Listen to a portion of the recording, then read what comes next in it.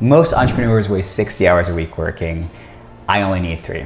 I know what you're thinking. If I only worked 3 hours a day right now, your business would fall apart. Mine did. That's when I understood it was time to stop running my business and to start designing it. It took me over 5 years to figure out how to go from operator to architect. And here's the 6 frameworks I used to run a $6 million business in only 3 hours a day without it falling apart. Now work less, scale more, and build a business that works without you. In step 1, it's critical that we validate our offer. We have to make sure that we have a scalable business that is worth systemizing. Before starting to build out robust onboarding and contracts and all of these things, make sure that you have enough revenue. So before I started building Auto Public Relations, my PR agency, we had 0 revenue. And so we were really focused on the front end. We built out a simple website, pricing packages, and it wasn't until we were making $10,000 a month that we worried about anything else. We were really about the front end and obviously delivering the service, but we were testing different things and figuring out what needed to be systemized so we knew where to go. One of the easiest ways that I validate my offers is through email marketing. So in here, you'll see I use Instantly AI. I have an affiliate link down below.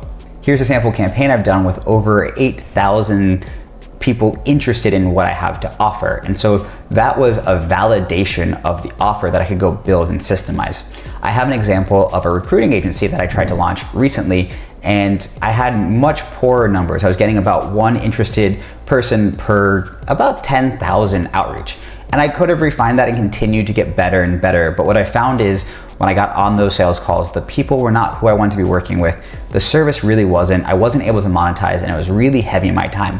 So I didn't continue building that out. And I've morphed that offer into something that you'll get later on. But I really wanted to make sure that I had market product fit before I start systemizing, scaling, and hiring.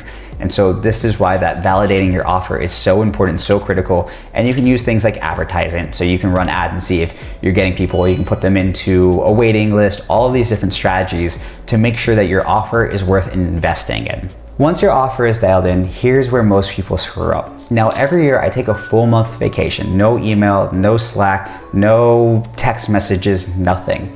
And that allows me to see the constraints in my business. And that leads into step 2, where we're looking at the bottlenecks or constraints in the business. Now, the easiest way to do this in simplest is to do a time study.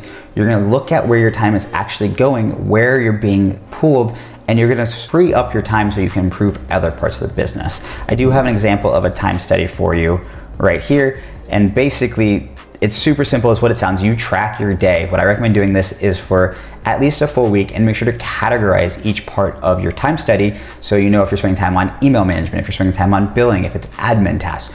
You track all of that to make sure that you can perform better. Little story from my PR agency, we actually went from $10,000 a month to $70,000 a month in 1 month. And then I took a vacation test. I had a small team and I went to Tulum for an entire month, and I just tried to empower the team, tried to let them be in charge without the right processes in place, and I let them fail.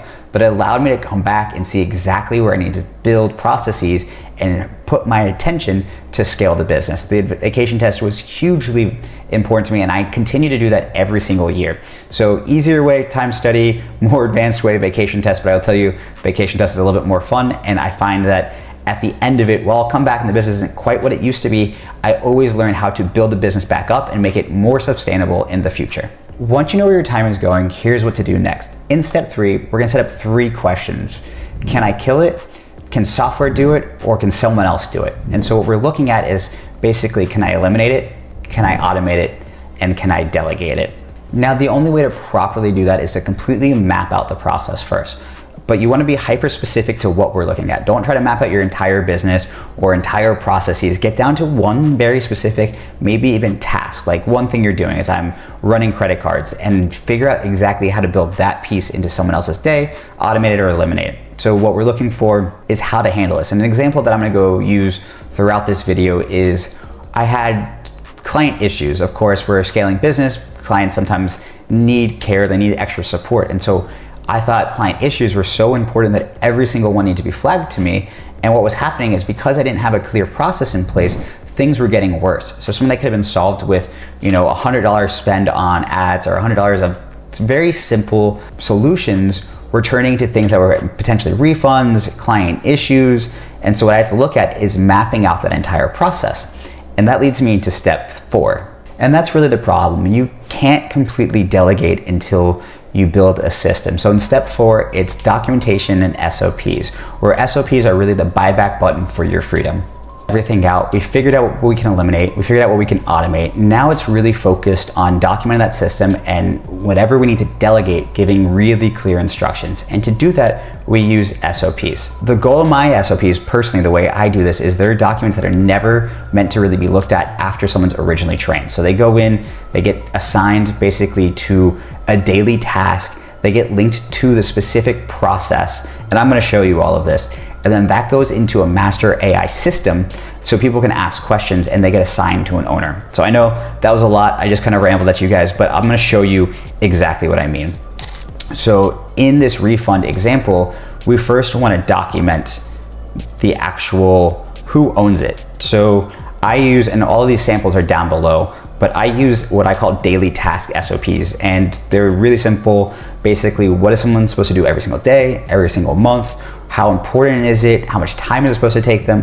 What is their skill set? Why are they doing that? So I fill all this out, and then, for example, this issue, if it's something that I need all of my team to learn, it goes onto all of their SOPs, but it might not be a daily thing. It might be, you'll see down here, I have additional responsibilities.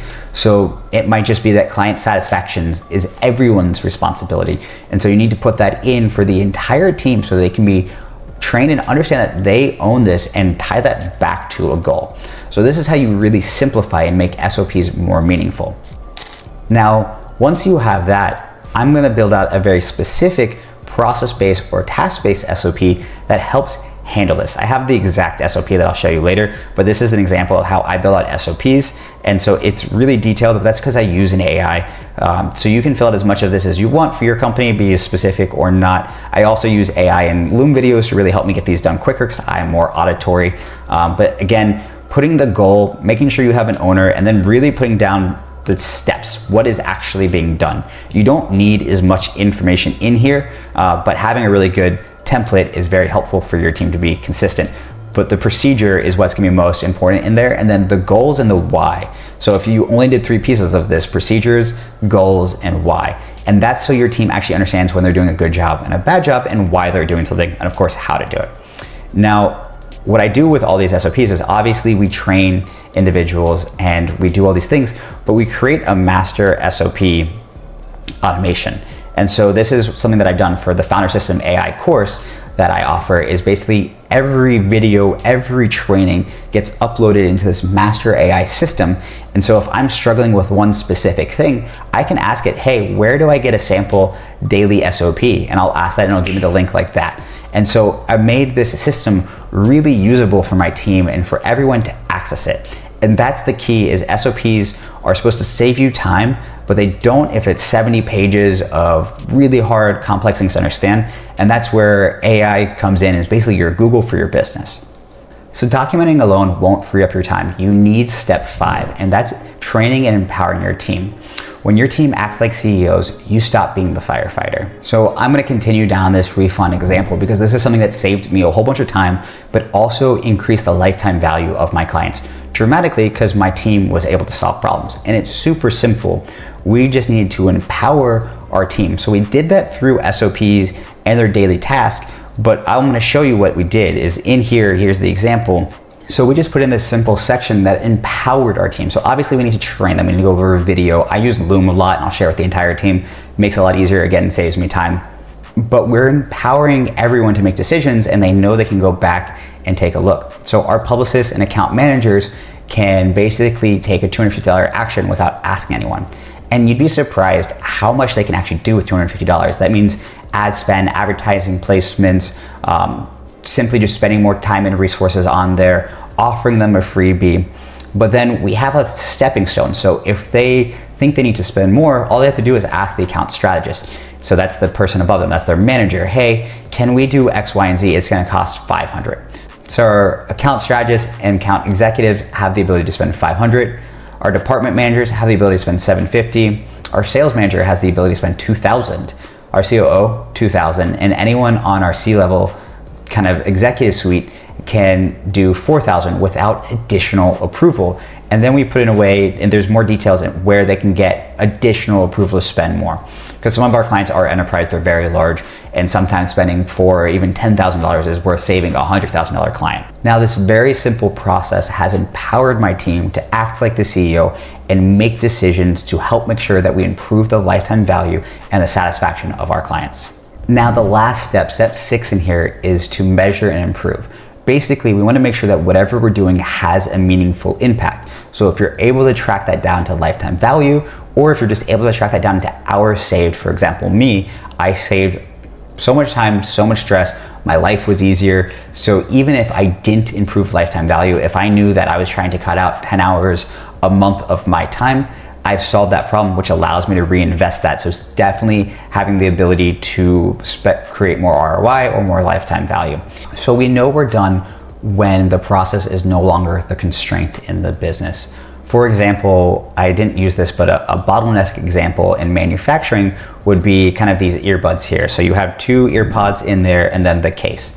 If your manufacturing line can produce 10 earbuds per hour, but you can only produce 3 cases per hour, you only get 3 finished products. If you invest in doubling the output of earbuds from 10 to 20, at the end, you're still only producing 3 finished cases because the earbuds were not the constraint. So you have to understand that you're working towards that constraint, and anything else, while it might make a process better, it doesn't make your business better. And so that's the important thing about measuring, improving, and then as you repeat this, look for that next constraint in your business. If you want the exact systems and playbooks I use, make sure you grab the link down below for some free templates. And if you need more dedicated support, check out Founder System AI course and community. Now work less, scale more, and build a business that runs without you.